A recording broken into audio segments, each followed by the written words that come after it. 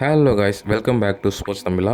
இன்றைக்கி என்ன நம்ம பார்க்க போகிறோம்னா, சென்னை எஃப்சியோட ஒரு 3 நியூ பெஸ்ட் சைனிங்ஸ் தான் பார்க்க போகிறோம் திஸ் இயர். ஃபஸ்ட்டு என்ன பார்க்க போகிறோம்னா, ஒரு பியூர் சென்டர் பேக்.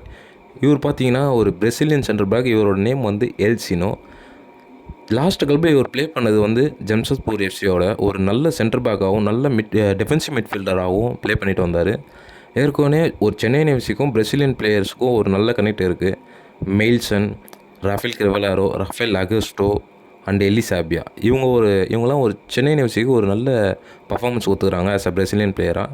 இந்த வரிசையில் வந்து எல்சினோ ஒரு நல்ல ஒரு சென்டர் பேக்காக வந்து சென்னை எஃப்சியில் வந்து ஷைன் ஆகுவார்னு எதிர்பார்க்கலாம். ரெண்டாவதாக நம்ம பார்க்க போகிற பிளேயர் யாருன்னு பார்த்தீங்கன்னா டேனியல் சீமா. இவர் ஒரு நைஜீரியன் ஸ்ட்ரைக்கர். ஏற்கனவே சென்னை எஃப்சிக்கு வந்து ஒரு நல்ல ஒரு ஸ்ட்ரைக்கர்ஸ் ரஹீம் அலி, இர்ஃபான் அதோ, ஜாடுமுனை இருந்தாலும் இவர் ஒரு நல்ல ஒரு செகண்ட் ஸ்ட்ரைக்கராக உள்ளே வந்து நல்ல பர்ஃபார்மன்ஸ் கொடுப்பாருன்னு எதிர்பார்க்கலாம். ஒரு அசிஸ்ட் ப்ரொவைடராகவோ இல்லை ஒரு நல்ல சான்சஸ் க்ரியேட் பண்ணுறவராகவும் இவர் வந்து சென்னை எஃப்சிக்கு இருப்பார்னு எதிர்பார்க்கலாம் அப்கமிங் சீசனில். மூணாவதாக பார்க்க போகிற பிளேயர் யாருன்னு பார்த்தீங்கன்னா லால்தீன் புயா. இவர் ஒரு இந்தியன் சென்ட்ரல் பேங்க் பிளேயர். இவரோட லாஸ்ட் கிளப் பார்த்தீங்கன்னா அகைன் ஜம்ஷெட்பூர் எஃப்சி கூட தான் இவர் ப்ளே பண்ணியிருக்காரு. ஏன் சென்னை எஃப்சி வந்து திருப்பி ஜம்ஷெட்பூர் எஃப்சியோட பிளேயர்ஸ்லாம் வந்து சைன் பண்ணியிருக்காங்கன்னு பார்த்தீங்கன்னா, இவங்க 3 பேருமே அண்டர் ஓன் கோச்சில் வந்து இவங்க ப்ளே பண்ணியிருக்காங்க. மேபி அதனால் கூட சென்னை எஃப்சி வந்து இவங்க 3 பேரையும் சைன் பண்ணுறதுக்கு ஒரு காரணமாக இருக்கலாம்.